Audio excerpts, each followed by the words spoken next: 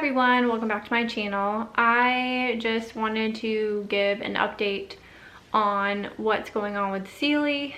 For those of you that are new, she is my 2-year-old daughter. She's been sick since the end of September, and we are still trying to figure out exactly what's going on. We are working with an infectious disease specialist who believed that she had a sinus infection, and so we were on levofloxacin, which is a really strong antibiotic, and that did not clear up her fevers at all. It did not change her symptoms at all. So I spoke with him on the phone after being given the runaround with the office, because he happened to be out of the office that week, weekend, like the Wednesday, Thursday, Friday that I was trying to get in touch with him like I was told to, after day 6 or 7 when she wasn't better. And so when I talked to him the following Monday, we were prescribed a different antibiotic. This one was even stronger. It was called Clindamycin, and she had to take it 3 times a day. And she also was given an order for labs to be drawn again. So this was her 3rd round of labs. And he ordered basically some repeat labs and then like another lab that hadn't been done before.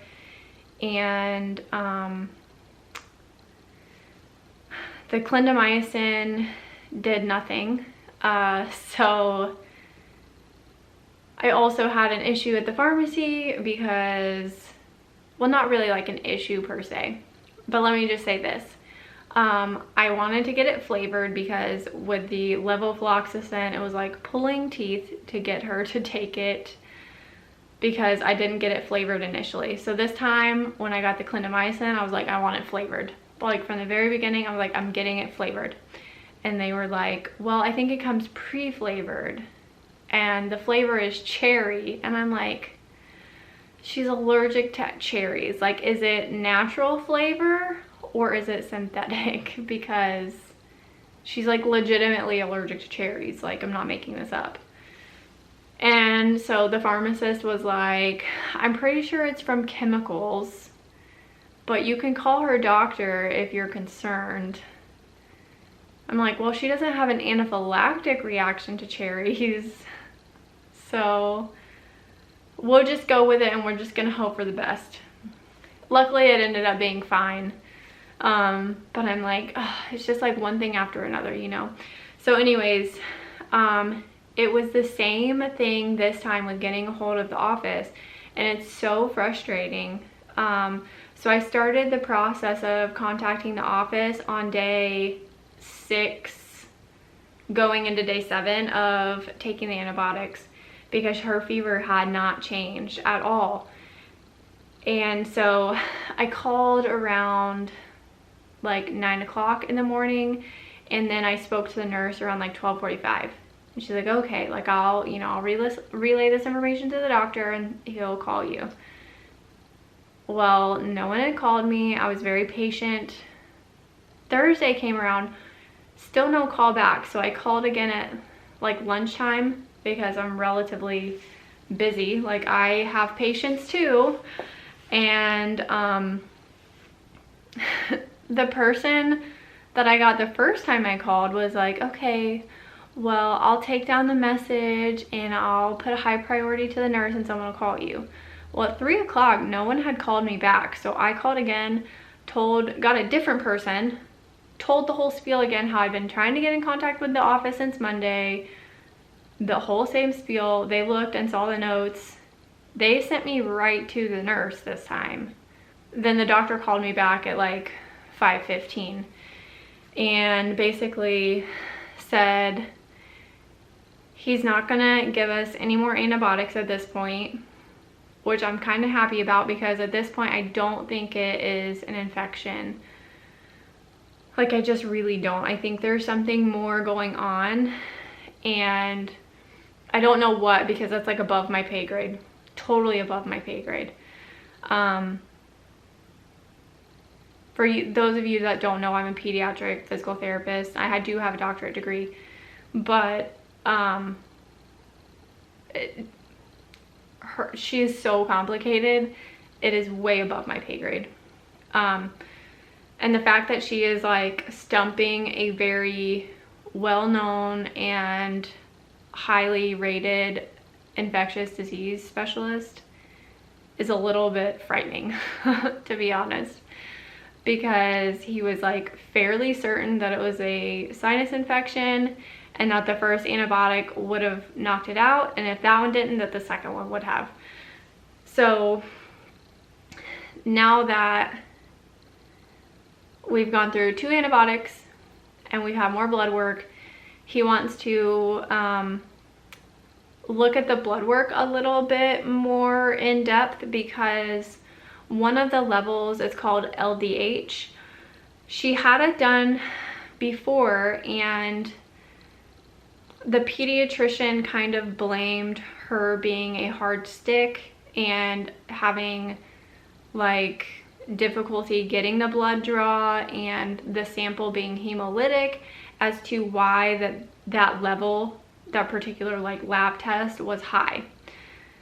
This time when we had her blood done, the nurses now where I work like have her down like to a T. Like they know exactly what they need to do in order to get her blood like the first time, and they were able to get it the first time. Like they did not have to do a bunch of digging around. She did squirm, but we were able to like keep it under control, where they just had to do 1 stick and we were done. And that has not been the case for the previous 2 times. So we were good. Like they did really good this time. So the sample wasn't hemolytic and that level was still high. So anyways, he wants to investigate that. So the plan now going forward is more blood work that we're gonna have done. He wants like a stool sample to do some testing on that. I'm not exactly sure like what testing. And then a chest x-ray and an abdominal ultrasound. So we've already had the chest x-ray and abdominal ultrasound. I got the results back on my portal and those were both normal. So really, I mean, I'm glad that they're normal, but at the same time, it doesn't give us any answers. And that's the really frustrating part, because, you know, we're still having fevers of like 100.8, 100.5. And she still just does not feel well. So that's a really just frustrating part for me. So anyways, that is the plan. Once we get all this testing done, then we will have a follow-up telehealth visit to see where we go next. And so that should hopefully be done sometime next week. So I'm planning to post this video probably Tuesday or Wednesday, and we should be having our telehealth visit sometime around then, if not like by next Friday. So or like a few days after this video goes up.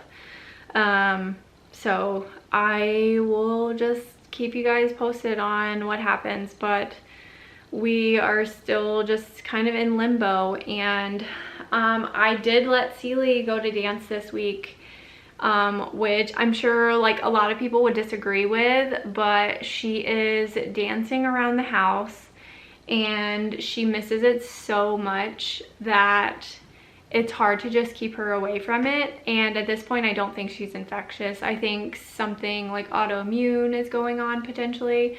So we're gonna just see how she feels, and if she feels up to going and she's not too tired and she's acting mostly normal aside from the fever, then we're gonna let her go, because